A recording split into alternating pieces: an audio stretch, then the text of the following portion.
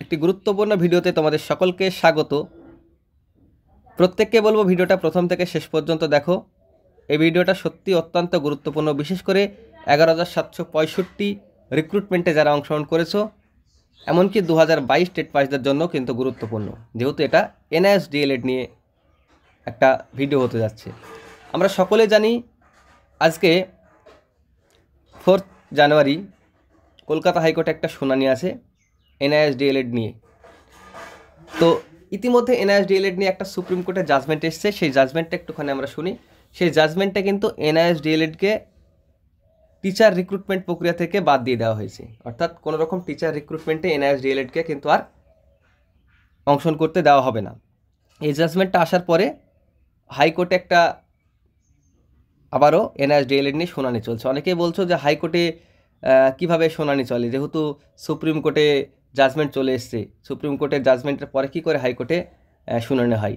ঠিক বিষয়টা এরকম না যে NISDLED থাকবে কি থাকবে না, এইরকম শুনানি কিন্তু হচ্ছে না। সেজন্য কিন্তু এই শুনানিটা অত্যন্ত গুরুত্বপূর্ণ। তো চলো শুনানিটা কী নিয়ে এবং শুনানিটা কী হতে যাচ্ছে সেটা নিয়ে আমরা সংক্ষেপে আলোচনা করি।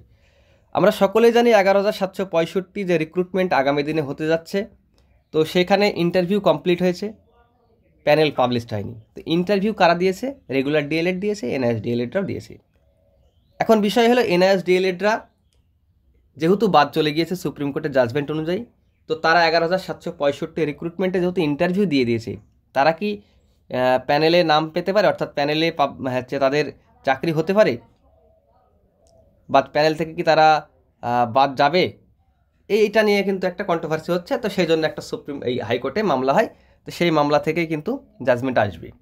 তো সেই মামলাতে বিচারপতি অভিজিৎ গাঙ্গুলি মহাশয় পর্ষদ এবং NCTকে কিন্তু তাদের ভূমিকা জানাতে বলেছে, অর্থাৎ তারা যে NISDLEDকে 11,765 রিক্রুটমেন্টে রাখবে কি রাখবে না তার মতামত জানাতে বলেছে। এখন পর্ষদ কি করবে? 11,765-তে NISDLEDকে রাখবে কি রাখবে না, NCT রাখবে কি রাখবে না, এটা নিয়েই কিন্তু একটা সমস্যা তৈরি হয়েছে। দেখো, এখানে একটা স্পষ্ট বিষয় বোঝা যাচ্ছে। আমরা গত দুদিন থেকে দেখলাম আসাম বোর্ড কিন্তু NISDLEDকে অফিসিয়ালিভাবে বাদ দিয়ে দিয়েছে। তো সেখান থেকে পশ্চিমবঙ্গ প্রাইমারি বোর্ড একটা শিক্ষা নিতে পারে বা একটা সাহস নিতে পারে। সুপ্রিম কোর্ট জাজমেন্ট দিয়েছে NISDLED বাদ, সেখান থেকে একটা সাহস নিতে পারে বা বড় পদক্ষেপ নিতে পারে।